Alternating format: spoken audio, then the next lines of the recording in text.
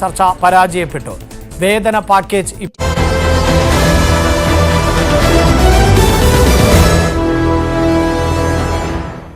നമസ്കാരം. രാവിലെ ഒന്ന് പത്രം വായിച്ചില്ലെങ്കിൽ പതിവ് പലതും മുടങ്ങുന്നവരാണ് ഭൂരിഭാഗം മലയാളികളും. വാർത്തകൾ വിശ്വാസ്യതയോടെ എന്ന് പരസ്യം നൽകി ആ വിശ്വാസ്യതയെ വിശ്വസിക്കുന്ന നമ്മൾ. പക്ഷേ ഇന്ന് മലയാളികൾ ഒന്ന് പറ്റിക്കപ്പെട്ടു. രാജ്യത്ത് വീണ്ടും നോട്ട് നിരോധനം. ഫെബ്രുവരി 1 മുതൽ പണമിടപാട് പൂർണ്ണമായും ഡിജിറ്റലാകുന്നു. മലയാളത്തിലെ മുൻനിര പത്രങ്ങളിൽ മുൻ പേജിൽ വന്ന ഈ സംഗതി ജനത്തെ ഞെട്ടിച്ചു. ഇതിൽ മാധ്യമ ലോകത്തും സമൂഹ മാധ്യമങ്ങളിലും വലിയ വിമർശനമുയർന്നു. അതിരുകളില്ലാത്ത ആകാശ പോരാട്ടത്തിനൊടുവിൽ ഗോളാന്തര ഫുട്ബോൾ കിരീടം പങ്കിട്ട് ഭൂമിയും ചൊവ്വയും എന്നൊക്കെ വായിച്ചു തുടങ്ങിയപ്പോഴാണ് മലയാളി പത്രം വായിക്കുന്നത് ഏതാണ്ടെന്ന് മനസ്സിലാക്കിയത്. കാര്യങ്ങൾ ഒന്ന് മാറിയിട്ടുണ്ട്, ഒന്ന് 2-ാം പേജിലേക്ക് പോകാം എന്നൊക്കെ. അങ്ങനെ ഒരുപാട് ഞെട്ടലിന് ശേഷം സാങ്കല്പികമായ വാർത്തകളാണ് ഇതെന്ന് മനസ്സിലാക്കാൻ സമയമെടുത്തു. ഒരു സ്വകാര്യ സർവകലാശാലയുടെ പരസ്യമായിരുന്നു എന്ന അറിയിപ്പും ചെറിയ കോളത്തിലാണ് പത്രങ്ങൾ ഉണ്ടായിരുന്നത്. വാർത്ത ഏത് പരസ്യമേത് എന്ന് തിരിച്ചറിയാൻ കഴിയാത്ത തരത്തിലുള്ള പേജ്. ഇത് വാർത്തയാണെന്ന് യാഥാർത്ഥ്യം തിരിച്ചറിയാൻ വൈകിയപ്പോഴേക്കും പറ്റീര് സംഭവിച്ച ആശ്ചര്യത്തിലായിരുന്നു മലയാളി. ഇങ്ങനെ പരസ്യം നൽകി മലയാളിയെ പറ്റിക്കണോ എന്ന് പറഞ്ഞ് നിരവധി ഫേസ്ബുക്ക് കമൻറ്റുകൾ, സോഷ്യൽ മീഡിയ കമൻറ്റുകൾ പ്രത്യക്ഷപ്പെട്ടു. പലരും ഈ പറഞ്ഞ പ്രസ്തുത പത്രങ്ങളൊക്കെ നാളെ മുതൽ വായിക്കില്ല എന്ന് പറഞ്ഞു. പക്ഷേ ഇതിന് പിന്നിൽ മറ്റൊരു വശം കൂടി ഉണ്ട് എന്ന് പറഞ്ഞു വെക്കുന്നവരും ചെറുതല്ല. ഈ വിഷയമാണ് നമ്മൾ ചർച്ച ചെയ്യുന്നത്. ശ്രീ ശ്യാംലാൽ ടി പുഷ്പൻ, അദ്ദേഹം IT കൺസൾട്ടൻ്റ് ആണ്. ശ്രീ ടോം ജോസഫ് ഉണ്ട്, ജെയിൻ യൂണിവേഴ്സിറ്റി ഡയറക്ടറാണ്. അദ്ദേഹം ഈ ചർച്ചയുടെ ഭാഗമാകുന്നു. ശ്രീകുമാർ മനയിൽ മാധ്യമപ്രവർത്തകനും രാഷ്ട്രീയ നിരീക്ഷകനുമാണ്. ശ്രീത്ത് പണിക്കർ, രാഷ്ട്രീയ നിരീക്ഷകൻ, ഈ ചർച്ചയുടെ ഭാഗമാകുന്നു. ആദ്യം നമുക്ക് ജെയിൻ യൂണിവേഴ്സിറ്റി, അവരാണല്ലോ ഈ പരസ്യം ഇന്ന് പത്രങ്ങളിൽ നൽകി നമ്മളെയൊക്കെ ഞെട്ടിച്ചത്. ടോം ജോസഫ് അദ്ദേഹം ചേരുന്നുണ്ട്. ശ്രീ ടോം ജോസഫ്, എങ്ങനെയാണ് ഈ നമുക്കതിനെ വേണമെങ്കിൽ ഒരു പരസ്യ രംഗത്തെ നൂതനമായ ഒരാശയം എന്നൊക്കെ പറയാം. നിങ്ങളുടെ പേര് ഇന്ന് കേരളം മുഴുവൻ ചർച്ച ചെയ്യുകയാണ്. ഒരു ലക്ഷങ്ങൾ മുടക്കിയെങ്കിൽ കോടികളുടെ പ്രയോജനം തിരിച്ചു കിട്ടി എന്ന് വേണം പറയാൻ. എങ്ങനെയാണ് ഈ അടിയിലേക്ക് വന്നത്? ഇതൊരു ക്രിയേറ്റീവ് എക്സസൈസ് ആണ്. കാരണം ഇത് നിങ്ങൾ ആദ്യം പറഞ്ഞതുപോലെ ഇത് ഒരു വാർത്തയല്ല, വാർത്ത എന്ന് തോന്നിക്കുന്ന രീതിയിലുള്ള ഒരു പരസ്യം. അതായത് നമ്മളൊരു സമ്മിറ്റ് ഓഫ് ഫ്യൂച്ചർ എന്ന് പറയുന്ന ഒരു പ്രോഗ്രാം, 7 ദിവസത്തെ പ്രോഗ്രാം യൂണിവേഴ്സിറ്റി ഓർഗനൈസ് ചെയ്യുന്നു. ഫ്യൂച്ചറിനെ സംബന്ധിക്കുന്ന അല്ലെങ്കിൽ പ്രസന്റ് ജനറേഷനെ ഫ്യൂച്ചറിനെ പരിചയപ്പെടുത്തി കൊടുക്കുന്ന ഒരു ഉച്ചകോടി. അതിനോടനുബന്ധിച്ച് നമ്മൾ യൂണിവേഴ്സിറ്റിയിൽ നടത്തിയ ഒരു മത്സരം, അതായത് കുട്ടികൾക്ക് 2050 ഈ ലോകത്ത് എന്തൊക്കെ നടക്കുമായിരിക്കും എന്ന ഒരു ക്രിയേറ്റിവിറ്റി അല്ലെങ്കിൽ ഒരു ക്രിയേറ്റീവ് എക്സസൈസിന്റെ ഭാഗമായിട്ട് വന്ന കുറെ ത്രെഡുകൾ ഒരു ന്യൂസ് രൂപത്തിൽ അത് പ്രസിദ്ധപ്പെടുത്തിയതാണ് ഇന്നത്തെ പത്രത്തിന്റെ ഫ്രണ്ട് പേജ്. അപ്പൊ ഈ ഐഡിയയിലേക്ക് വരാൻ കാരണം തന്നെ ഈ സമ്മിറ്റ് ഓഫ് ഫ്യൂച്ചറിന്റെ മെയിൻ ഉദ്ദേശം പ്രസന്റ് ജനറേഷൻ അല്ലെങ്കിൽ നമ്മുടെ യുവതലമുറയ്ക്ക് ഫ്യൂച്ചറിനെ പരിചയപ്പെടുത്തി കൊടുക്കുക, ഫ്യൂച്ചറിനെ പ്രിപ്പയർഡ് ആക്കുക. നമ്മൾ പണ്ട് കണ്ട പല കാര്യങ്ങളും ഇന്നില്ല. നമ്മൾ പണ്ട് STD ബൂത്തുകൾ നാട്ടിലുണ്ടായിരുന്നു. ഇന്ന് STD ബൂത്തുകൾ വളരെ വിരളമാണ്. അതുപോലെ തന്നെ ടാക്സി സ്റ്റാൻഡുകൾ, ഇന്ന് യൂബറും ഓലയും ടാക്സി സ്റ്റാൻഡുകളെ റീപ്ലേസ് ചെയ്ത് കഴിഞ്ഞു. അങ്ങനെ നമ്മുടെ നാട്ടിൽ മാറ്റങ്ങൾ സംഭവിക്കുന്നത് എല്ലാ രംഗത്തുമുണ്ട്. അത് ടെക്നോളജിയിൽ മാത്രമല്ല, നമ്മുടെ ബിസിനസ്സിലും അഗ്രികൾച്ചറിലും എല്ലാ ഫീൽഡിലും മാറ്റം നടക്കുന്നുണ്ട്. ഈ ഒരു 30 വർഷത്തേക്ക് എന്തൊക്കെ മാറ്റങ്ങൾ നടക്കുമായിരിക്കും? ഇപ്പൊ നമ്മൾ സ്പേസിനെ കുറിച്ച് അല്ലെങ്കിൽ ഡീപ് സീനെ കുറിച്ചൊക്കെ ചർച്ചകൾ തുടങ്ങിക്കഴിഞ്ഞു. ഇതൊക്കെ നടക്കുന്ന ഒരു ഇമാജിനറി ആയിട്ടൊരു വേൾഡില് കുട്ടികളും അല്ലെങ്കിൽ അധ്യാപകരും അവരുടെ ത്രെഡുകൾ രൂപപ്പെടുത്തിയെടുത്ത ഒരു സാങ്കല്പിക പത്രം. അത് പക്ഷേ ഈ വായിച്ച വായനക്കാർക്കൊന്നും തുടക്കത്തിൽ അത് മനസ്സിലായില്ല. പലരും, ഞാൻ മനസ്സിലാക്കിയത്, പല ഫോൺ കോളുകൾ പലർക്കും അങ്ങോട്ടും ഇങ്ങോട്ടും പോയി. നോട്ടൊക്കെ വീണ്ടും നിരോധിക്കാൻ പോകുന്നു, ഡിജിറ്റൽ കറൻസി വരുന്നു എന്ന് പറഞ്ഞ്. അത് നിങ്ങൾക്കൊരു ഇങ്ങനെ ഒരു മാധ്യമത്തിലൂടെ അല്ലാതെ ഈ പരസ്യത്തിന് വാർത്തയുടെ രീതിയിൽ അതിനെ അവതരിപ്പിക്കാതെ മറ്റെന്തെങ്കിലും മാർഗം അവലംബിക്കാമായിരുന്നു. സാധാരണ നിങ്ങളുടെ ഒരുപാട് പരസ്യങ്ങൾ തുടർച്ചയായി വന്നുകൊണ്ടിരിക്കാറുണ്ട് പല പത്രങ്ങളിലും ചാനലുകളിലും മറ്റും. ഈ ഒരു തരത്തിലേക്ക് കൊണ്ടുവന്നാൽ ശ്രദ്ധ കിട്ടുമെന്നുള്ള കൃത്യമായ ഉപദേശം എവിടെ നിന്നാണ് കിട്ടിയെന്നാണ് മനസ്സിലാവാത്തത്. അല്ലെങ്കിൽ ഇത് ഞങ്ങള് ഇങ്ങനെ ഒരു പരസ്യം ചെയ്തുകൊണ്ടാണല്ലോ നമ്മൾ ഇന്ന് ഇവിടെ സംസാരിക്കുന്നത്. അപ്പം ഇത് ആളുകൾ സംസാരിക്കാനും അത് ഈ പറയുന്ന കാര്യങ്ങൾ ഇനി അടുത്ത വർഷങ്ങളിലേക്ക് ചർച്ചകളാക്കാനുമാണ് ഇങ്ങനെ ഒരു രീതി ഞങ്ങൾ എടുത്തത്. അതല്ല ഇതിനു മുമ്പ് അവതരിപ്പിച്ച പരസ്യ രീതികളിൽ ആരും ചർച്ചയാക്കിയിട്ടില്ല, ആരും അതിനെക്കുറിച്ച് ചിന്തിച്ചിട്ടില്ല. കണ്ട് പേജുകൾ മറച്ച് അടുത്ത പേജിലേക്ക് പോകുന്നല്ലാതെ ഇങ്ങനെയൊരു സാധ്യതയുണ്ട്, ഇനി നടക്കുമായിരിക്കുമോ, അല്ലെങ്കിൽ ഡിജിറ്റൽ കറൻസി 30 വർഷം കഴിയുമ്പോൾ ഡിജിറ്റൽ കറൻസി നടക്കുമായിരിക്കും. അപ്പൊ അങ്ങനെ ഒരു തലത്തിലേക്ക് ആരും ചിന്തിച്ചിട്ടില്ല. ഇന്നിങ്ങനെ ഒരു രീതിയിൽ പരസ്യമായിട്ട് വന്നതുകൊണ്ടാണ് ഇതിനെക്കുറിച്ച് വാർത്തയാകുന്നതും ചർച്ചകൾ നടക്കുന്നതും.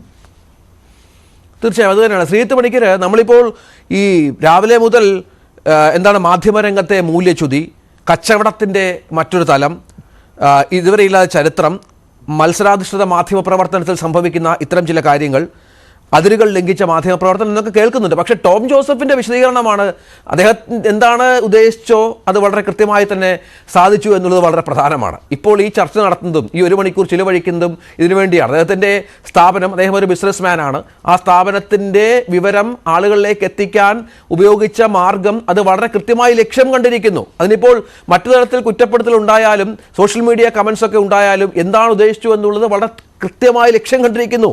അത് ഇതിൻ്റെ മറ്റൊരു തലമാണല്ലോ. രഞ്ജിത്ത്, ഇത് വളരെ രസകരമായിട്ടുള്ള, വളരെ ഇഫക്റ്റീവായിട്ടുള്ള ഒരു മാർക്കറ്റിംഗ് തന്ത്രമായിട്ടാണ് എനിക്കിത് കണ്ടപ്പോൾ തോന്നിയത്. കാരണം ഈ വാർത്ത വായിക്കുന്ന സമയത്ത് നമുക്ക് ആദ്യം ഉണ്ടാകുന്ന അതിശയമാണ്. ഒരു പാനിക് സ്റ്റേറ്റിലേക്ക് പോകുന്നതിന് മുമ്പ് നമ്മൾ ആദ്യം ചെയ്യേണ്ടത് പൂർണ്ണമായിട്ടും വാർത്ത എന്താണെന്നുള്ളത് വായിച്ച് നോക്കുകയാണ്.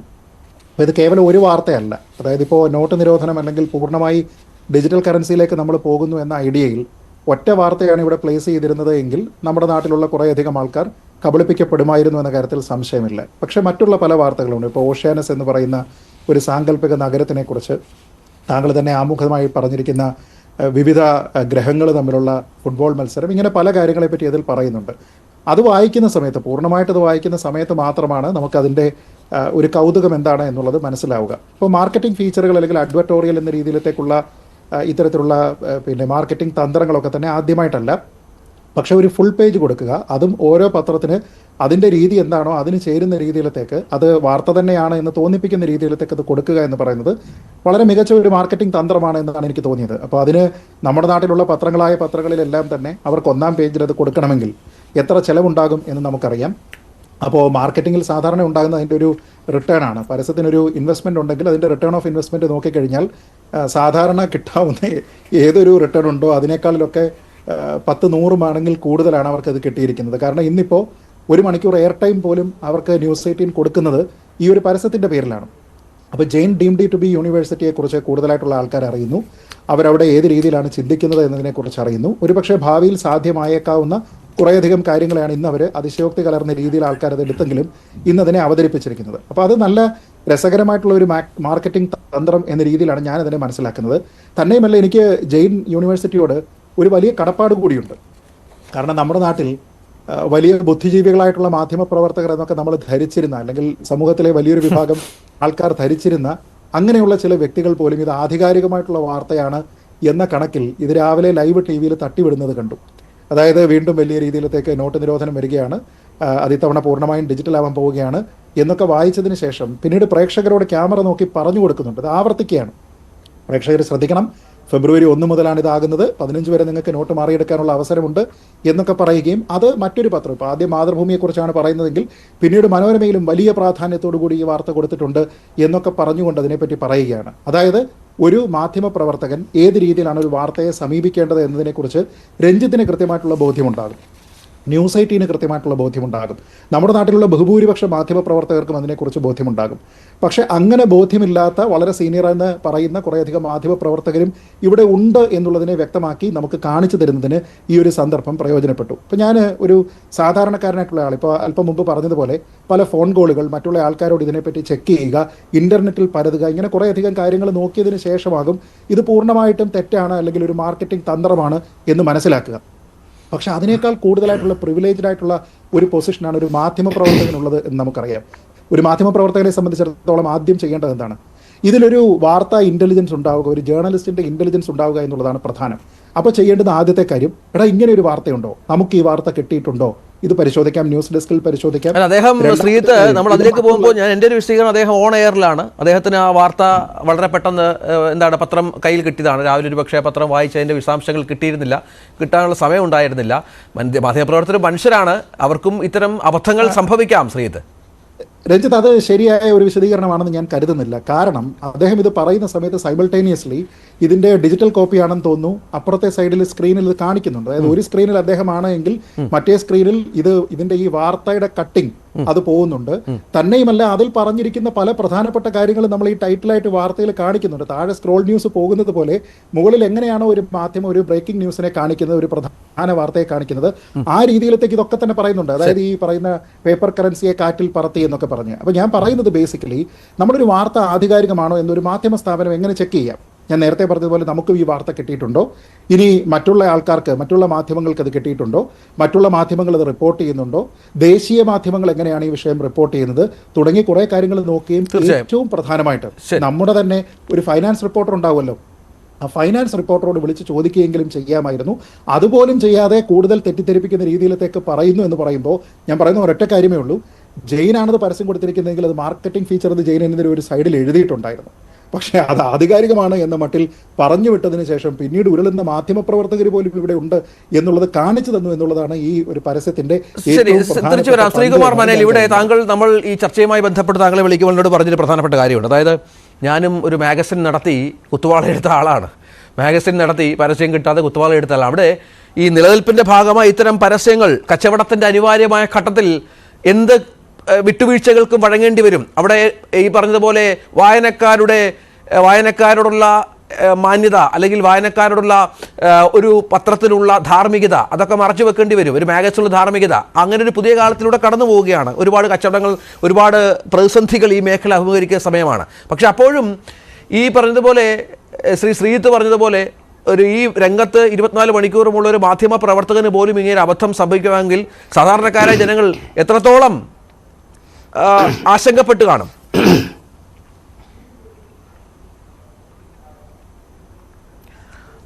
രഞ്ജിത്ത്, അതെ, നമ്മളൊരു കാര്യം മനസ്സിലാക്കേണ്ടത് ന്യൂസ് പേപ്പർ അല്ലെങ്കിൽ പത്രം എന്ന് പറയുന്നത് വ്യവസായമാണ്. കേൾക്കാം സാർ, പറഞ്ഞോളൂ. എനിക്ക് ഇതിന്റെ എക്കോ വരുന്നുണ്ടോ? പ്ലീസ് ശരിയാക്കാം, കേൾക്കാം സാർ, പറഞ്ഞോളൂ. സോറി. അപ്പോൾ ഈ ന്യൂസ് പേപ്പർ അല്ലെങ്കിൽ പത്രം എന്ന് പറയുന്നത് ഇത് ഒരു വ്യവസായമാണ്. വ്യവസായത്തിൻ്റെ അടിസ്ഥാന സംഭവം എന്ന് പറയുന്നത് ലാഭമാണ്. ലാഭമുണ്ടെങ്കിൽ വ്യവസായം മുന്നോട്ട് പോകും. നമ്മൾക്ക് ഒരു കാര്യം മനസ്സിലാക്കേണ്ടത്, കേരളത്തിലെ പത്രവ്യവസായം കോവിഡിന് ശേഷം വലിയ പ്രതിസന്ധിയെ അഭിമുഖീകരിക്കുകയാണ്. കാരണം എന്ന് വെച്ചാൽ 6 മാസം വരെ ശമ്പളം കിട്ടാത്ത മാധ്യമ പത്രസ്ഥാപനങ്ങൾ കേരളത്തിലുണ്ട്.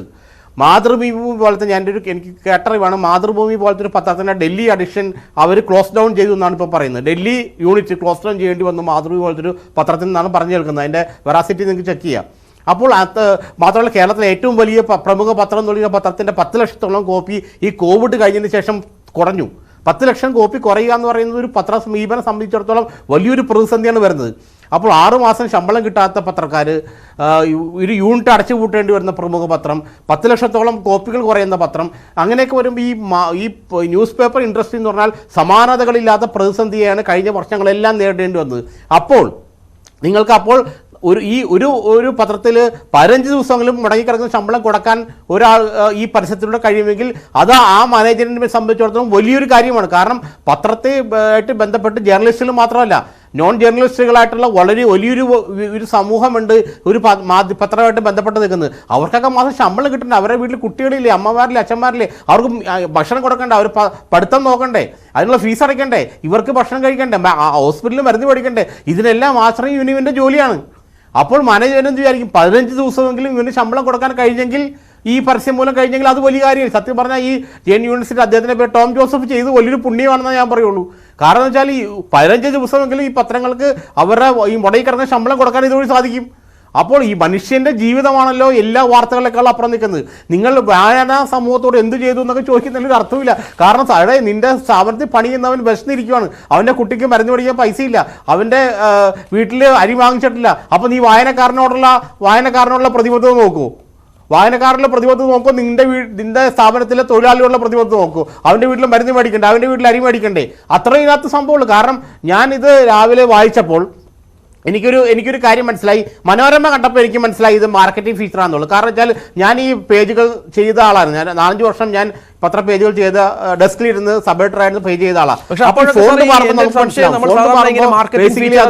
അത്യാവശ്യം വായനക്കാരന് മനസ്സിലാകാവുന്ന വിധത്തിൽ, ഒറ്റനോട്ടത്തിന് കാണാവുന്ന വിധത്തിലൊക്കെയുള്ള എന്താണ് കാര്യങ്ങൾ എഴുതി വെക്കുമായിരുന്നു. അപ്പോൾ ഇതിന്റെ ഫോണ്ടിലൊക്കെ ഒരു വ്യത്യാസം വരുമായിരുന്നു. ഇവിടെ സംഭവിച്ചതെന്ന് പറഞ്ഞാൽ പത്രത്തിന്റെ 1-ാം പേജിൽ എങ്ങനെയാണോ ഒരു വാർത്ത വരിക, അതേ രീതിയിൽ, അതേ ഫോണ്ടിൽ, അതേ കളറിൽ, അതേ രീതിയിൽ കംപ്ലീറ്റ് തെറ്റിദ്ധരിപ്പിക്കുന്ന രീതിയിൽ ഒരു വാർത്ത വന്നു എന്നുള്ളതാണ് ഒരു പ്രശ്നമായി ആൾക്കാരെ പരിഭ്രമിപ്പിച്ചത്.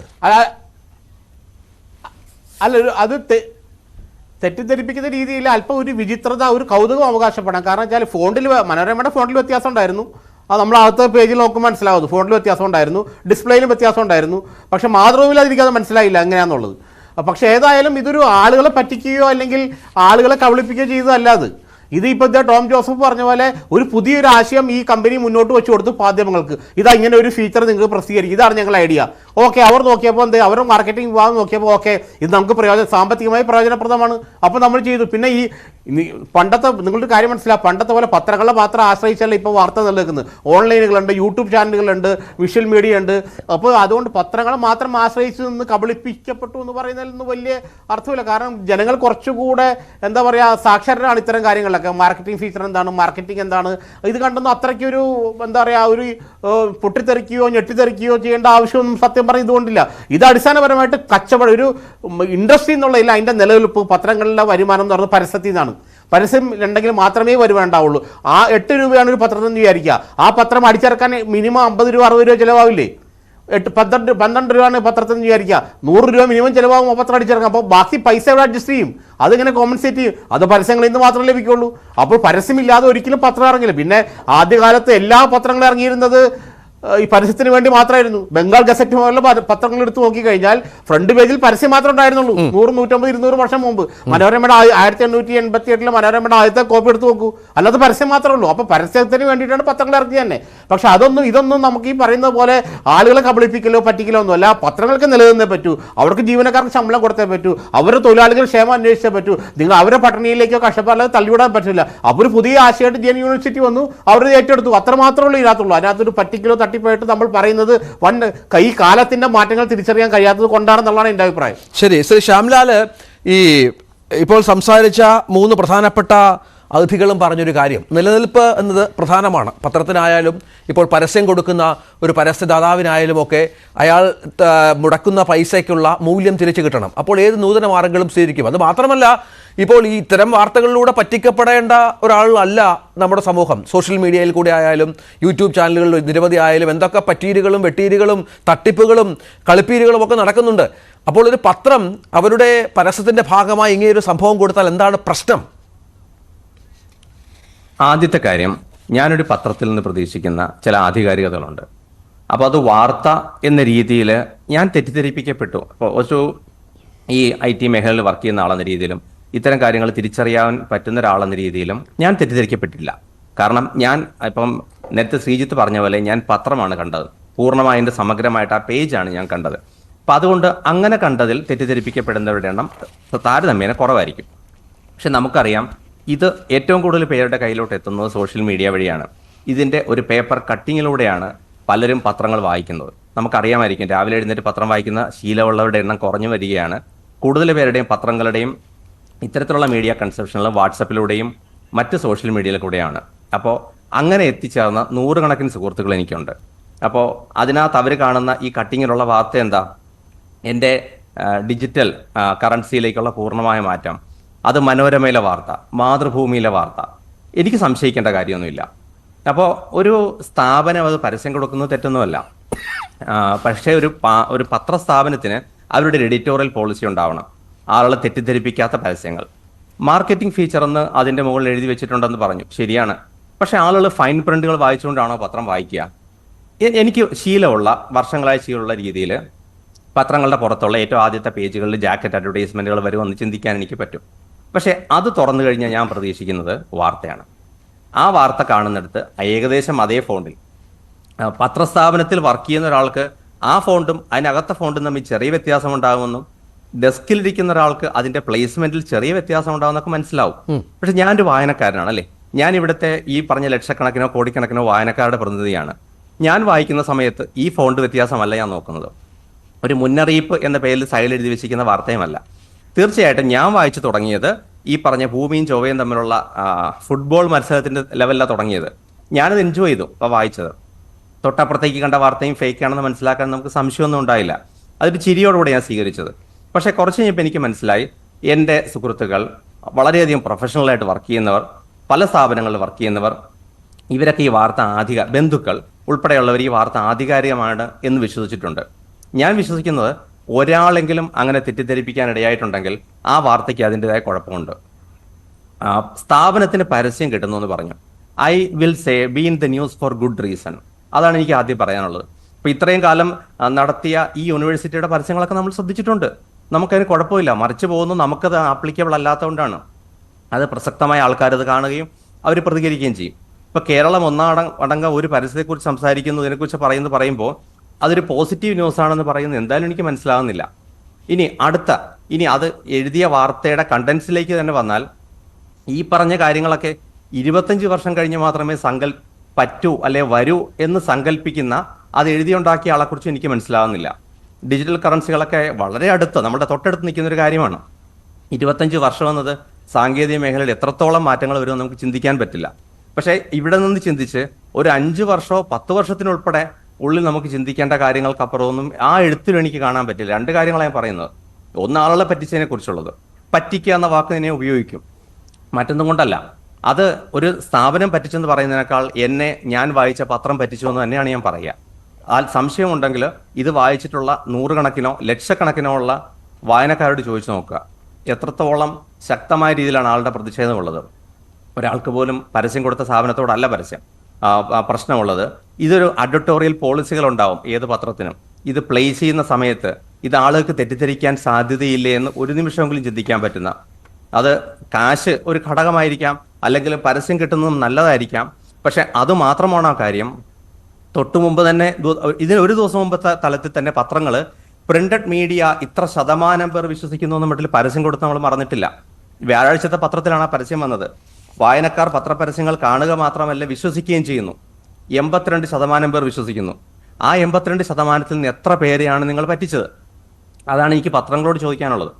ഇത് ഒരു പ്രത്യേക പത്രത്തിന്റെ മാത്രമല്ല, ഈ കൊടുത്ത എല്ലാ പത്രങ്ങളോടും പൊതുവായിട്ട് ചോദിക്കാനുള്ള കാര്യം അത്രയേ ഉള്ളൂ.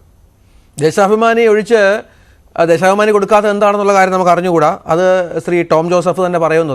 ഒരുപക്ഷെ ദേശാഭിമാനിയെ സമീപിച്ച് കാണും. എന്തുപറ്റി ദേശാഭിമാനിയിൽ മാത്രം പരസ്യം കണ്ടില്ല?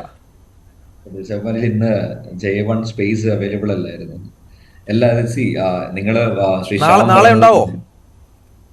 നാളെ മറ്റന്നാള് ഉണ്ടാവും. ദേശാഭിമാനിയിലുണ്ടാവും. എന്തായാലും കാര്യം കേരളത്തിലെ നമ്മളിതിനെ നോക്കിക്കാണുന്ന രീതി, ഇതൊരു പെർമനന്റ് ആയിട്ട് അല്ലെങ്കിൽ ഒരു കിയോസ്ക് അല്ലെങ്കിൽ മെസ്സ് ക്രിയേറ്റ് ചെയ്യുന്ന ന്യൂസ് അല്ല. ഇതൊരു 2 മിനിറ്റ് നേരത്തേക്ക് അല്ലെങ്കിൽ ഒരു ഫോൺ കോളിൽ അത് സോർട്ടഡ് ആവുന്ന ഒരു ക്രിയേറ്റിവിറ്റി ആയിട്ട് മാത്രം കൺസിഡർ ചെയ്താൽ മതി. കാരണം നോട്ട് നിരോധിച്ച ആള് ഞാൻ ഓടി പുറത്തേക്ക് ഇറങ്ങി ബാങ്കിലേക്ക് ഓടുന്നതിന് പകരം ഞാൻ അടുത്ത് വിളിച്ചു ചോദിക്കും, ഇങ്ങനെ ഒരു വാർത്ത കണ്ടോ?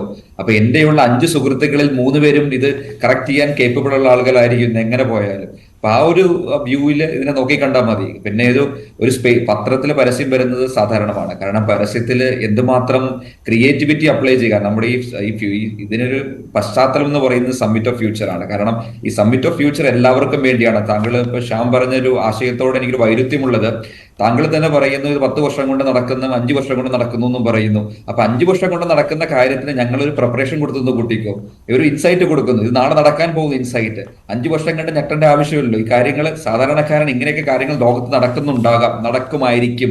അതിനൊരു ഇൻസൈറ്റ്, അതിനൊരു പ്രിപ്പറേഷൻ. ഇപ്പൊ നമ്മൾ നോട്ട് നിരോധിച്ച് ഒരു രാത്രി നിരോധിച്ചു കഴിഞ്ഞപ്പോൾ പിറ്റേ ദിവസം നമുക്കുണ്ടായ വേവലാതി നമുക്കറിയാം. ആക്ച്വലി നടന്നപ്പോൾ ഇനി അങ്ങനെ ഒരു സിറ്റുവേഷൻ നമ്മൾ പ്രിപ്പയർഡ് ആണ്. ഇങ്ങനെ ഒരു സമാന സിറ്റുവേഷൻ ഉണ്ടായാൽ നമ്മൾ പ്രിപ്പയർഡ് ആണ്. അപ്പൊ അവന്റെ ഒരു ക്രിയേറ്റീവ് എക്സസൈസ് ആയിട്ട് മാത്രം ഇതിനെ കൺസിഡർ ചെയ്താൽ മതി. യാതൊരു രീതിയിലും ഒരാളെയും തെറ്റിദ്ധരിപ്പിക്കണമെന്ന ഉദ്ദേശം ഞങ്ങൾക്കില്ല. ഉറപ്പായിട്ടും ഇതൊരു ചർച്ചയാകണമെന്നും ആളുകൾ ഇതിനെക്കുറിച്ച് ചിന്തിക്കണമെന്നും, എന്നാൽ മാത്രമേ ഈ സമ്മിറ്റ് ഓഫ് ഫ്യൂച്ചർ എന്ന ഞങ്ങളുടെ ഈ ഫ്യൂച്ചറിനെ കുറിച്ചുള്ള പരിപാടി ആളുകളിലേക്ക് എത്തിക്കാൻ പറ്റുമെന്ന ഉദ്ദേശത്തോടെയാണ് ഈ പരസ്യം ചെയ്തത്, അല്ലെങ്കിൽ ഈ ഒരു പേജുമായിട്ട് മുമ്പോട്ട് വന്നത്. അത് ആരെയും തെറ്റിദ്ധരിപ്പിക്കണമെന്ന ബോധപൂർവമായ ഒരു നിഗൂഢമായ ലക്ഷ്യമൊന്നും ഇതിനില്ല. അതാണ് അദ്ദേഹം. നമുക്ക് അതിൻ്റെ വിശദാംശങ്ങളിലേക്ക് കുറച്ചുകൂടി ഒന്ന് കടക്കണം. പ്രധാനപ്പെട്ട അതിഥികളിലേക്ക് തിരിച്ചു വരാൻ വളരെ പെട്ടെന്ന് ഇടവേളയ്ക്ക് ശേഷം. ചർച്ച തുടരുന്നു. വായനക്കാർ പറ്റിക്കപ്പെട്ടു എന്നുള്ളതാണ്. ശ്രീത്ത് എന്തായാലും സംഗതി കയറി കൊളുത്തി. ഇന്ന് കേരളം മുഴുവൻ ചർച്ച ചെയ്യുന്നു. സോഷ്യൽ മീഡിയയിൽ വലിയ വിമർശനങ്ങൾ ഉണ്ടാകുന്നു. ഈ പറഞ്ഞതുപോലെ വിമർശനങ്ങളാണ് ഭൂരിഭാഗവും. 80% ആളുകളും ഇതിനെക്കുറിച്ച് സംസാരിക്കുന്നതൊക്കെ കണ്ട കമൻറ്റുകളിലൊക്കെ അങ്ങനെ സംഭവിക്കുന്നുണ്ട്. പക്ഷേ അപ്പോഴും ഈ ധാർമ്മികത എന്നുള്ള വളരെ പ്രധാനപ്പെട്ട കാര്യമുണ്ട്.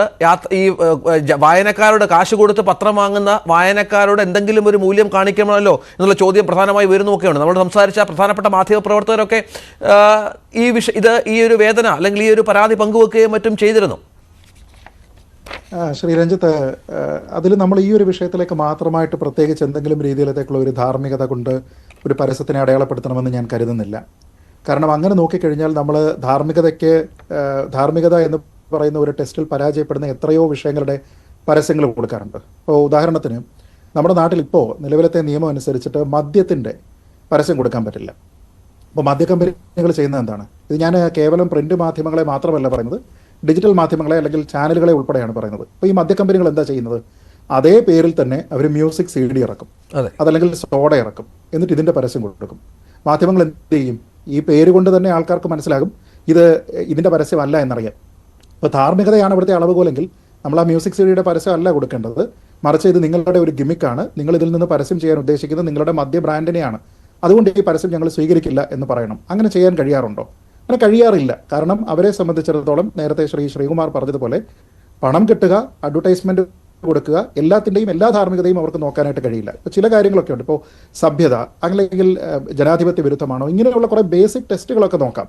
പക്ഷേ അതിനപ്പുറത്തേക്ക് വളരെ ക്രിയേറ്റീവായിട്ടുള്ള ഒരു ആഡ് വന്നു കഴിഞ്ഞാൽ ആ ആഡിനെ കൊടുക്കാൻ കഴിയില്ല എന്ന രീതിയിലത്തേക്കുള്ള ഒരു എഡിറ്റോറിയൽ പോളിസി ഒന്നും ആർക്കും സ്വീകരിക്കാൻ കഴിയില്ല. അതുകൊണ്ട് തന്നെയാണ് വ്യത്യസ്തമായി ചിന്തിക്കുന്ന എഡിറ്റോറിയൽ പോളിസികളുള്ള എല്ലാ പത്രങ്ങളും ഇത് കൊടുക്കാനായിട്ട് തീരുമാനിച്ചത്. ഇപ്പോൾ അദ്ദേഹം തന്നെ ദേശാഭിമാനിയിൽ എന്തുകൊണ്ടാണ് അത് വരാഞ്ഞത് എന്നതിനെ പറ്റി പറഞ്ഞു. എന്തെങ്കിലും ഒരു എഡിറ്റോറിയൽ പോളിസിയുടെ പേരിലല്ല, മറിച്ച് സാങ്കേതികമായിട്ടുള്ള ചില കാരണങ്ങളുടെ പേരിലാണ്. ഞാനിതിനെ പൂർണ്ണമായിട്ട് മനസ്സിലാക്കുന്നത് വളരെ ഉത്തമമായിട്ടുള്ള ഒരു ഇനിഷ്യേറ്റീവ് ആണ് എന്നാണ്. അത് ആൾക്കാരെ തെറ്റിദ്ധരിപ്പിച്ചു എന്ന രീതിയിലല്ല ഞാൻ മനസ്സിലാക്കുന്നത്. ഒരു മാർക്കറ്റിംഗ് തന്ത്രം എന്ന് പറഞ്ഞു കഴിഞ്ഞാൽ എന്തിനെയാണോ മാർക്കറ്റ് ചെയ്യുന്നത് ആ മാർക്കറ്റിംഗ് ശ്രമം വിജയിക്കുക, അത് ശ്രദ്ധയെ ആകർഷിക്കുക എന്നുള്ളതാണ്.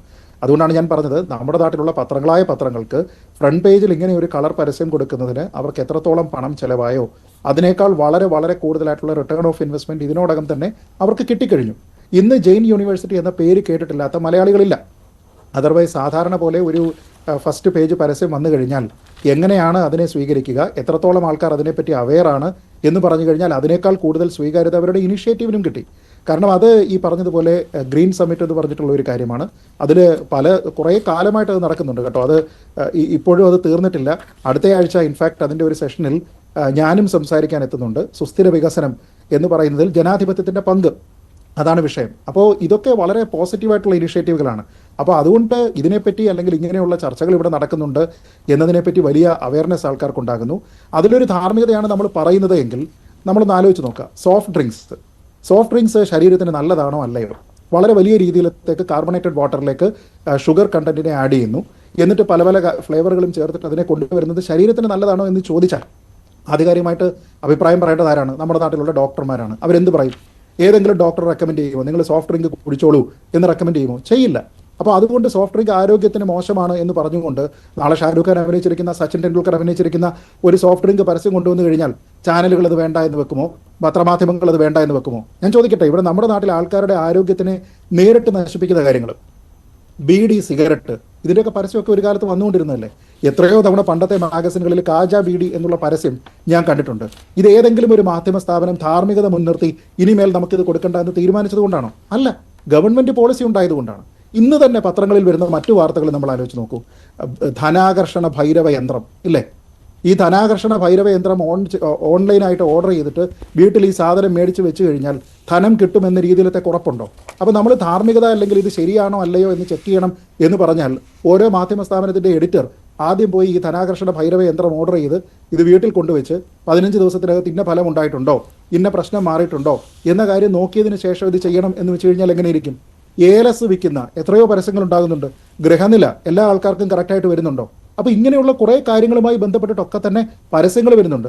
നമ്മുടെ നാട്ടിലുള്ള പ്രധാനപ്പെട്ട പത്രങ്ങളൊക്കെ എടുത്ത് നോക്കിക്കഴിഞ്ഞാൽ അതിൻ്റെ ഫ്രണ്ട് പേജിൽ തന്നെ ഇങ്ങനെയുള്ള എത്രയോ പരസ്യങ്ങൾ ഉണ്ടാകുന്നുണ്ട്.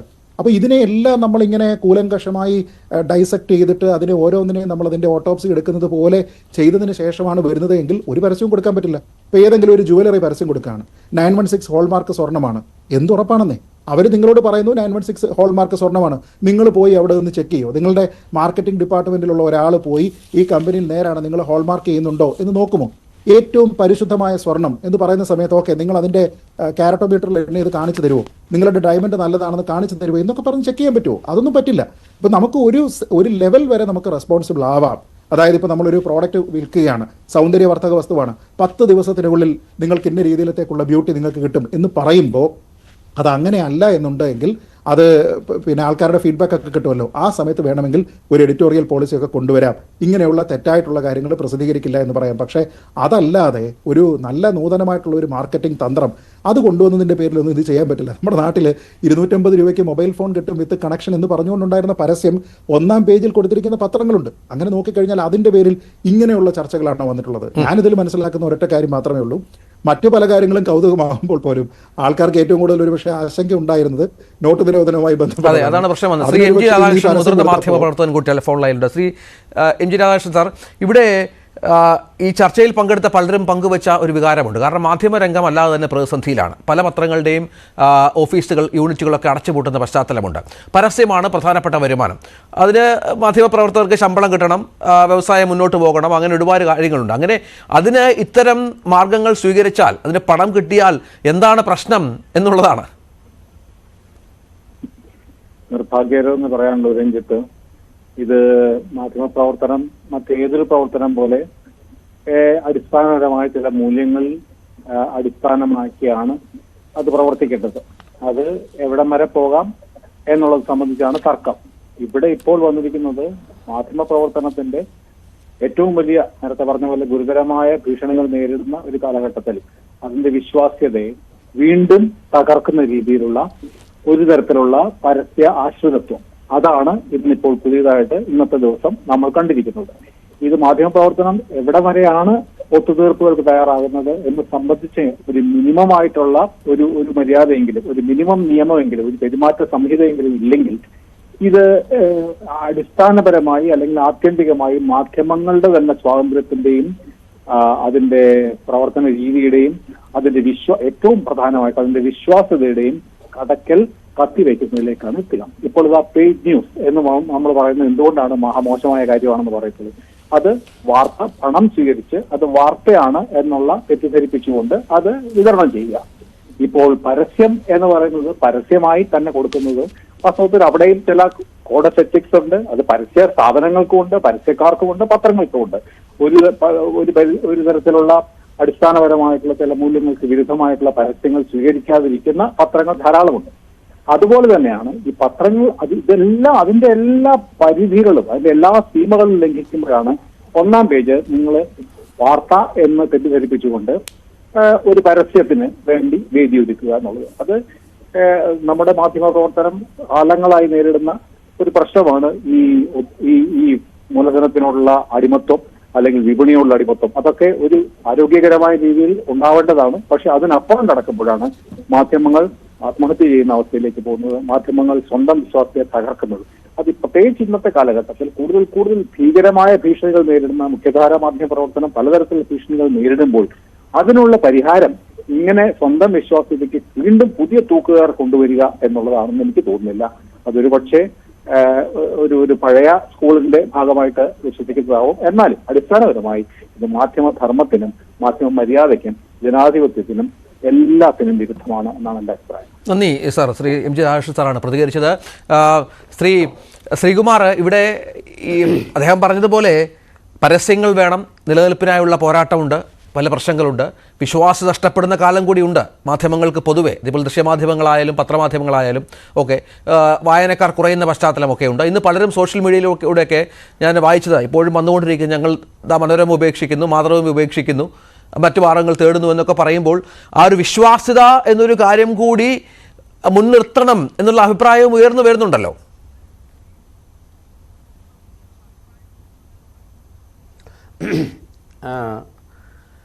രഞ്ജിത്തെ, അത് ഈ വാർത്തകളിൽ വിശ്വാസ്യത നിലനിർത്തണം എന്ന് പറയുന്ന ഘടകത്തെ നമുക്ക് അംഗീകരിക്കാം. കാരണം വാർത്തകളുടെ അടിസ്ഥാന സ്വഭാവം അതിൻ്റെ ക്രെഡിബിലിറ്റി തന്നെയാണ്.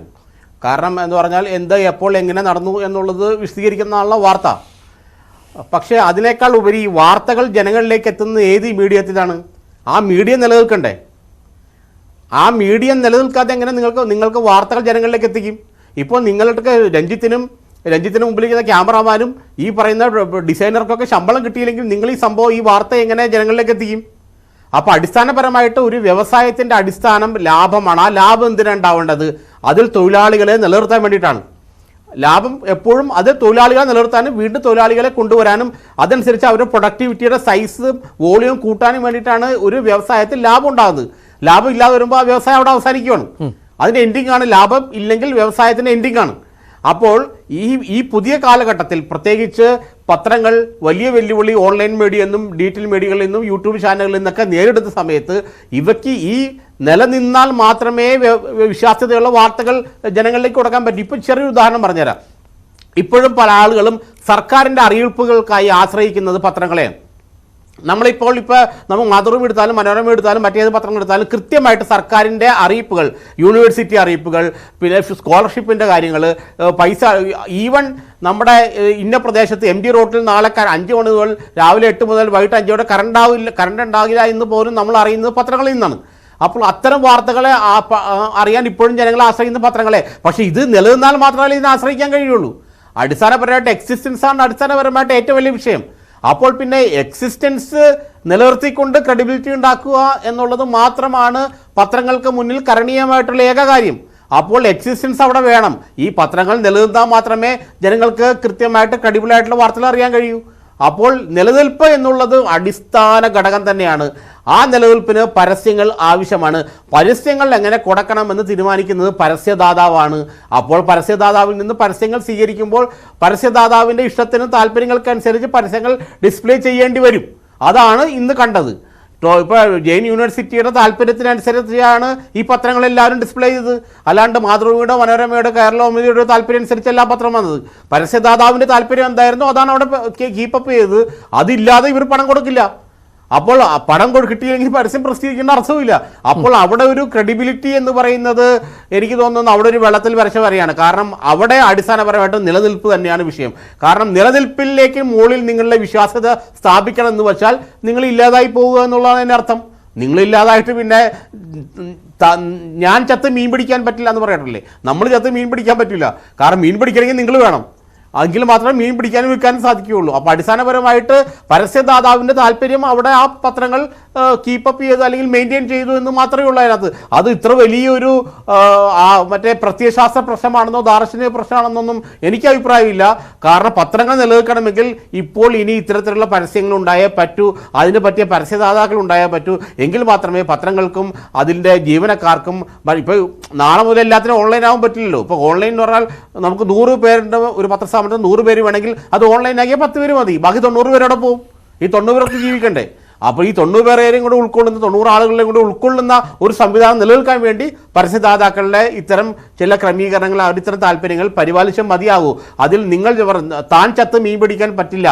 നിങ്ങളുടെ എക്സിസ്റ്റൻസ് ഇല്ലാതായിക്കൊണ്ട് വിശ്വാസ്യത സംരക്ഷിക്കാൻ പോയി കഴിഞ്ഞാൽ വിശ്വാസ്യത ഉണ്ടാവില്ല, എക്സിസ്റ്റൻസ് ഉണ്ടാവില്ല. ഇതാണ് സംഭവിക്കാൻ പോകുന്നത്. ശ്രീ ശ്യാംലാൽ, ഇവിടെ ഈ പറഞ്ഞ ഒരുപാട് കാര്യങ്ങളുണ്ട്. ധാർമ്മികത മാറ്റിവെക്കാം, നിലനിൽപ്പിൻ്റെ പോരാട്ടമാണ്.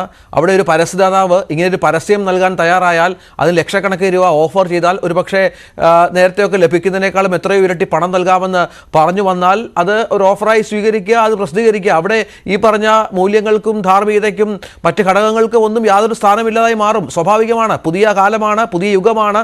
അവിടെ നിലനിൽപ്പിനുള്ള പോരാട്ടത്തിൽ നമ്മൾ ഈ പറഞ്ഞ പഴയ മൂല്യങ്ങളൊക്കെ മാറ്റിവെക്കേണ്ട സാഹചര്യം വരും. എത്ര പുതിയ കാലമായാലും നമ്മുടെ ക്ലോക്കിൽ കാണിക്കുന്ന സമയത്ത് നമുക്ക് വിശ്വാസം ഉണ്ടാവില്ലേ? അതിൽ വ്യത്യാസമില്ല. ഒരു സെലിബ്രിറ്റി ആയിട്ട് മരണാസന്നായി കിടക്കുന്ന ഒരു വ്യക്തി മരണപ്പെട്ടുവെന്ന് 15 മിനിറ്റ് മുമ്പ് വാർത്ത കൊടുത്താൽ പോലും അത് ഫേക്ക് ന്യൂസ് ആണ്. ഒരുപക്ഷെ അയാൾ മരണത്തോട് മല്ലടിക്കായിരിക്കാം. ചിലപ്പോൾ തെറ്റായൊരു വാർത്ത. മാധ്യമങ്ങൾക്ക് മാപ്പ് പറയേണ്ടി വന്നിട്ടുണ്ട്. ഇന്ന വ്യക്തി മരിച്ചത് 10 മിനിറ്റ് മുമ്പ് പറഞ്ഞതിന് എന്ന് വെച്ചാൽ ആ 10 മിനിറ്റിന് പോലും പ്രസക്തിയുണ്ട്. ഇപ്പോൾ എൻ്റെ സുഹൃത്ത് പറഞ്ഞു, ജെയിൻ യൂണിവേഴ്സിറ്റിയുടെ മേധാവി പറഞ്ഞൊരു കാര്യമുണ്ട്. അടുത്ത 5 വർഷം കഴിഞ്ഞ് വരാവുന്ന കാര്യത്തിന്റെ ഒരു പ്രീകർസർ ഞങ്ങൾ നടത്തിയെന്ന് വെച്ചാൽ പോരെ.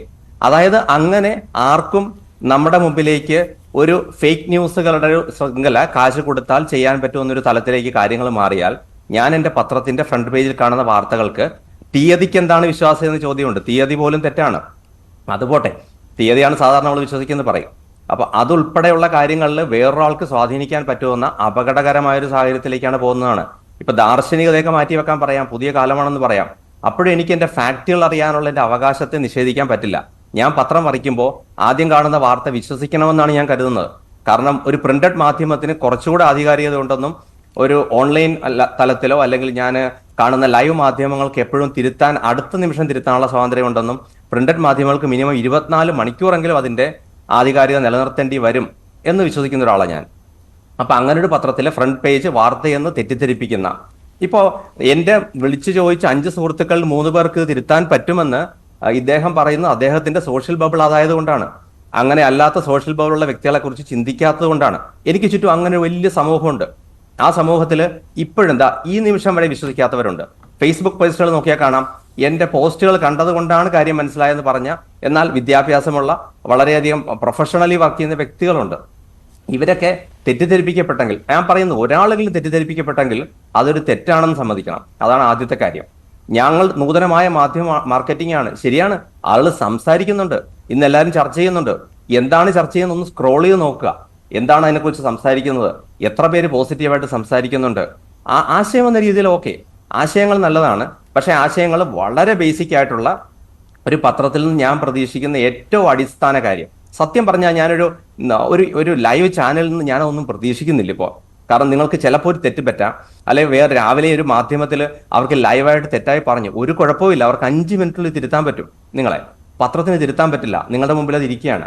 ഈ പത്രം മാത്രം ആശ്വസിച്ച് വെക്കുന്ന എൻ്റെ ഒരു ബന്ധു എന്നെ വിളിച്ചിരുന്നു, ഈ കാശ് മാറിയെടുക്കാൻ എന്താ ചെയ്യേണ്ടത്, 10 ദിവസത്തിനടുത്തുള്ള സമയത്ത് എങ്ങനെ കാശ് മാറിയെടുക്കും. പുള്ളി വളരെ കൺസേൺഡ് ആയിരുന്നു. ഞാൻ ആ കൺസേൺഡ് വ്യക്തിയെ കുറിച്ച് നിങ്ങൾ ചിന്തിക്കുക. അങ്ങനെ ചിന്തിക്കുമ്പോൾ ഈ പറഞ്ഞ പോലെ കാശ് കിട്ടിയാൽ എന്തു പരസ്യം കൊടുക്കാം എന്നൊക്കെ പറയുന്നത് എനിക്കത് മനസ്സിലാവുന്നില്ല. എനിക്ക് ഈ പറഞ്ഞ ഞാൻ അത്രയും ഓൾഡ് സ്കൂളായെന്ന് ഞാൻ വിശ്വസിക്കുന്നില്ല. പക്ഷെ കാശ് കൊടുത്താൽ എന്തും പരസ്യം കൊടുക്കാം. കാശ് കൊടുക്കുന്നവരുടെ താല്പര്യങ്ങൾക്കനുസരിച്ച് പത്രങ്ങൾ ഏത് രീതിയിലും അവരുടെ ഫ്രണ്ട് പേജിനെയോ വാർത്തകളെയോ വളച്ചൊടിക്കണമെന്ന് പറയുമ്പോൾ അതിനെ ഫേക്ക് ന്യൂസ് എന്നല്ലാതെ പിന്നെ എന്താ പറയുന്നത് എനിക്ക് മനസ്സിലാവുന്നില്ല. ശ്രീ ടോം ജോസഫ്, ഇങ്ങനെ ഒരു ആശയവുമായി ഈ പത്രസ്ഥാപനങ്ങളുടെ അടുത്ത് എത്തിയപ്പോൾ അവർക്ക് നിങ്ങൾ കുറേ ഐഡിയാസൊക്കെ ഈ പറഞ്ഞ് നിങ്ങളുടെ ഐഡിയ ഇതാണെന്ന് പറഞ്ഞ് വെച്ചിട്ട് പശ്ചാത്തലമൊക്കെ ഉണ്ടല്ലോ, അപ്പോൾ അവർക്ക് യാതൊരു സങ്കോചവും ഉണ്ടായിരുന്നില്ല. ആരെങ്കിലും സംശയിച്ചോ ഇങ്ങനെ ഒരു വാർത്ത കൊടുത്താൽ ഞങ്ങളുടെ ക്രെഡിബിലിറ്റി ഇത് ബാധിക്കുമോ, ഞങ്ങളുടെ വായനക്കാരെ പറ്റിക്കലാകുമോ എന്ന് പറഞ്ഞ ഏതെങ്കിലും ഒരു പത്രസ്ഥാപനം ഉണ്ടായിരുന്നോ? എനിക്ക് വീണ്ടും നമ്മൾ സ്ട്രെസ് ചെയ്യുന്ന ഒരു പോയിന്റ് ഉണ്ട്. ഇതൊരു വാർത്തയാണെന്നുള്ള പോയിന്റാണ് ഇവിടെ സ്ട്രെസ് ചെയ്യപ്പെടുന്നത്. ആദ്യം തന്നെ പറയും, ഇതൊരു പരസ്യം തന്നെയാണ്. പരസ്യം എന്നാൽ നമുക്കൊരു നമ്മളൊരു ബെഞ്ച് മാർക്ക് സെറ്റ് ചെയ്തിരിക്കുക. ഒരു പടം, ഒരു ചിത്രം ഉണ്ടെങ്കിൽ അത് പരസ്യമാണ്, അല്ലെങ്കിൽ ഫോണ്ട് ഒരു പ്രത്യേക രീതിയിൽ എഴുതിയാൽ പരസ്യമാണ്. അങ്ങനെ ഒരു ഡെഫിനിഷൻ വായനക്കാരൻ സൃഷ്ടിച്ചെടുത്ത ഡെഫിനേഷനാണ്, അല്ലെങ്കിൽ ഇൻഡസ്ട്രി സൃഷ്ടിച്ചെടുത്ത ഡെഫിനേഷനാണ്. പരസ്യം എന്ന് പറഞ്ഞാൽ ഒരു നോട്ടീസ് ആകാം, അല്ലെങ്കിൽ ഒരു അനൗൺസ്മെന്റ് ആകാം, അത് ഏത് ഫോർമാറ്റിലും ആകാം. നമ്മളൊരു ന്യൂസ് ഫോർമാറ്റിൽ ഒരു പരസ്യം കൊടുത്തപ്പോൾ അത് സാധാരണ കണ്ടന്റിൽ നിന്ന് വ്യത്യസ്തമായതുകൊണ്ടാണ് ഒരു മുന്നറിയിപ്പ് കൊടുത്തത്, ഇതൊരു പരസ്യമാണെന്ന് മുന്നറിയിപ്പ് കൊടുത്തത്. വീണ്ടും നമ്മൾ സ്ട്രെസ് ചെയ്യുന്നത് ഈ പരസ്യം സ്ട്രെസ് ചെയ്യുന്ന എനിക്ക് തോന്നുന്ന സ്റ്റേറ്റ്മെന്റിന് അവോയ്ഡ് ചെയ്യാം. നമ്മളൊരു ആശയം, ഇത് വ്യത്യസ്തമായ ആശയമായതുകൊണ്ട് എല്ലാവരുമായിട്ട് നേരിട്ട് സംസാരിച്ച് ഇതാണ് ഞങ്ങൾ ചെയ്യാൻ പോകുന്നത്, ഇതിന്റെ കാരണം എന്താണ്, ഇത് ചെയ്യുന്നതിനുള്ള കോണ്ടെക്സ്റ്റ് എന്താണെന്ന് വ്യക്തമായി സംസാരിച്ചതിന് ശേഷമാണ് ഈ ഒരു ക്രിയേറ്റീവുമായിട്ട് മുമ്പോട്ട് വരുന്നത്. കാരണം അതിന്റെ പർപ്പസ് വേറെ ഒന്നുമല്ല. ഞാൻ പറഞ്ഞല്ലോ, ഈ ഒരു സമ്മിറ്റുമായിട്ട് ബന്ധപ്പെട്ട് ഫ്യൂച്ചറിസ്റ്റിക് ആയിട്ടുള്ള ഐഡിയാസ് ഡിസ്കസ് ചെയ്യുന്ന ഒരു കോൺക്ലേവ് സാധാരണക്കാരിലേക്ക് എത്തിക്കുക. ഇത് ഞങ്ങൾ ഇംഗ്ലീഷ് ഫോണ്ടിലോ അല്ലെങ്കിൽ വേറെ എന്തെങ്കിലും രീതിയിൽ കൊടുത്ത സാധാരണക്കാരൻ ഇങ്ങനെ ഒരു കോൺക്ലേവിനെ കുറിച്ച് അറിയില്ല. ഇങ്ങനെ വിഷയങ്ങളെ കുറിച്ച് പല ചർച്ചകളും നടക്കുന്നുണ്ട്. നമ്മൾ ഡീപ് സീനെ കുറിച്ച് ചർച്ച ചെയ്യുന്നു. ഒരു തെങ്ങുകയറ്റക്കാരനോ അല്ലെങ്കിൽ ഒരു ഓട്ടോ ഓടിക്കുന്ന ആളോ ഡീപ് സീനെ കുറിച്ച് എന്തിനു ബോധേഡാവണം? ക്രിപ്റ്റോ കറൻസിയെ കുറിച്ച് ചർച്ച ചെയ്യുന്നു. ക്രിപ്റ്റോ കറൻസി എന്താണെന്ന് കേൾക്കുന്ന പോലും ആരും ശ്രമിക്കാറില്ല. ഇപ്പൊ ഇങ്ങനെ ഒരു കോണ്ടെക്സ്റ്റിൽ ഇങ്ങനെയുള്ള കാര്യങ്ങളൊക്കെ ലോകത്തിൽ എവിടെയൊക്കെ എന്തെങ്കിലും നടക്കുന്നുണ്ട്, ചർച്ചകൾ നടക്കുന്നുണ്ട്, ഗവേഷണങ്ങൾ നടക്കുന്നുണ്ട്, ആളുകൾ അതിനെക്കുറിച്ച് പഠിക്കുന്നുണ്ടെന്ന് സാധാരണക്കാരിലേക്ക് എത്തിച്ചു കൊടുക്കാൻ വേണ്ടി മാത്രം ഡിസൈൻ ചെയ്ത വ്യക്തമായ ഒരു പരസ്യം. ഞാൻ പറയും, പരസ്യത്തിന്റെ ഡെഫിനിഷൻ തന്നെ നമ്മൾ ഗൂഗിളിൽ വായിച്ചു നോക്കിയാൽ കിട്ടുന്ന അനൗൺസ്മെന്റ്, ഒരു നോട്ടീസ് എന്ന് പറയും. നമ്മളെ ഒരു ഡെഫിനിഷൻ നമ്മൾ ക്രിയേറ്റ് ചെയ്തിരിക്കുകയാണ്. ഒരു പിക്ചർ ഉണ്ടെങ്കിൽ ഒരു പരസ്യമാകും, അല്ലെങ്കിൽ ഒരു ഫോണ്ട് വ്യത്യസ്തമായി കൊടുത്ത പരസ്യമാകും. ആ ഡെഫിനിഷൻ തന്നെ എനിക്ക് മാറ്റണം എന്ന് തന്നെ പറയാനുള്ളത്. കാരണം ഇതൊരു ക്രിയേറ്റീവ് എക്സസൈസ് ആയിട്ട് മാത്രം കൺസിഡർ ചെയ്യുക. ആ ഒരു സ്പിരിറ്റോടെയാണ് ഇത് ചെയ്തത്. ആ സ്പിരിറ്റോടെയാണ് ഞങ്ങൾ ഇത് പത്രമാധ്യമങ്ങളുമായിട്ട് പങ്കുവെച്ചത്. ഇതാണ് ഞങ്ങൾ കൺവേ ചെയ്യാൻ പോകുന്ന മെസ്സേജ്, ഇതിന്റെ കോണ്ടെക്സ്റ്റ് ഇതാണ്. അതുകൊണ്ട് തന്നെ ഒരു മുന്നറിയിപ്പ്. ഇതിന്റെ ഡേറ്റിനെ കുറിച്ച് പറഞ്ഞു. ഡേറ്റ് തന്നെ ഒരു ക്രിയേറ്റിവിറ്റിയാണ്. കാരണം 2050 എന്ന ഡേറ്റ് കൊടുത്തത് ആ ക്രിയേറ്റിവിറ്റിയുടെ ഒരു എന്താ പറയുന്ന ഒരു എക്സസൈസ് ആയിട്ട് മാത്രം കൺസിഡർ ചെയ്താൽ മതി. 2050 ജനുവരി 24 തിങ്കളാഴ്ചയാണെന്നുള്ള ക്രിയേറ്റീവ് എക്സസൈസ് മാത്രമായിട്ട് കൺസിഡർ ചെയ്താൽ മതി. അപ്പോൾ നമ്മൾ ഈ കാര്യം ചർച്ച ചെയ്യുമ്പോൾ നമ്മുടെ ന്യൂസ് എന്ന് പറഞ്ഞ് സ്ട്രെസ് ചെയ്യാതെ ഇതൊരു പരസ്യമാണ്, വ്യത്യസ്തമായ ഒരു പരസ്യം, വ്യത്യസ്തമായ ഒരു ആശയം ആളുകളിലേക്ക് എത്തിച്ചു എന്ന് മാത്രം ചർച്ച ചെയ്യുന്നതായിരിക്കും കുറച്ചും കൂടെ നല്ലത്. ശരി, വളരെ നന്ദി പ്രധാനപ്പെട്ട അതിഥികൾ. നമുക്ക് സമയക്കുറവുണ്ട്. ശ്രീ ശ്യാംലാൽ ടി പുഷ്പൻ, ശ്രീ ശ്രീജിത്ത് പണിക്കർ, ഒപ്പം Shri Tom Joseph, Jain university ഡയറക്ടറാണ്, ഒപ്പം ശ്രീ ശ്രീകുമാർ മനയിൽ, മാധ്യമപ്രവർത്തകൻ, ഒപ്പം ശ്രീ MG രാധാകൃഷ്ണൻ, മുതിർന്ന മാധ്യമപ്രവർത്തകൻ. ഏതായാലും ഈ പരസ്യം ഇങ്ങനെ കൊടുത്തപ്പോഴേക്ക് കേരളം മുഴുവൻ ചർച്ച ചെയ്തു. നൂതന കൺസെപ്റ്റ് എന്ന രീതിയിൽ ജെയിൻ യൂണിവേഴ്സിറ്റി വിജയിച്ചു. പക്ഷേ രാവിലെ ഡേറ്റ് നോക്കാതെ പത്രം വായിച്ച, മുൻപേജ് വായിച്ച വായനക്കാരിൽ പലരും ഇളിഭ്യരായി, അല്ലെങ്കിൽ അവർ അല്പനേരം സങ്കോചത്തിലായി. പലരുടെയും ഫോൺ കോളുകൾ പലയിടത്തും ചെന്നു. ചോദിക്കുന്നു, ഈ പണം എങ്ങനെ മാറ്റിയെടുക്കും? താഴേക്കൊന്നും പോകുന്നതിന് മുൻപ് തന്നെ ആദ്യ ആശങ്ക അതായിരുന്നു. കാരണം ഒരു നോട്ട് നിരോധനത്തിൻ്റെ എല്ലാ പ്രശ്നങ്ങളും ഒരു പരിധിവരെ സഹിച്ച കുറേ ആളുകളാണ് നമ്മൾ മലയാളികളൊക്കെ. അവിടെയാണ് നമ്മൾ വിശ്വസിക്കുന്ന പ്രധാനപ്പെട്ട പത്രങ്ങളുടെയൊക്കെ മുൻപേജുകളിൽ വീണ്ടും വരുന്നു, ഡിജിറ്റൽ കറൻസി ആകുന്നു, നോട്ടുകൾ മറക്കാം എന്നൊക്കെ പറഞ്ഞുള്ള പരസ്യം വരുന്നത്. ഏതായാലും വല്ലാത്തൊരു ചതിയായിപ്പോയി പ്രിയപ്പെട്ട പത്രമുതലാളിമാരെ. നമുക്ക് അവസാനിപ്പിക്കാം. നമസ്കാരം.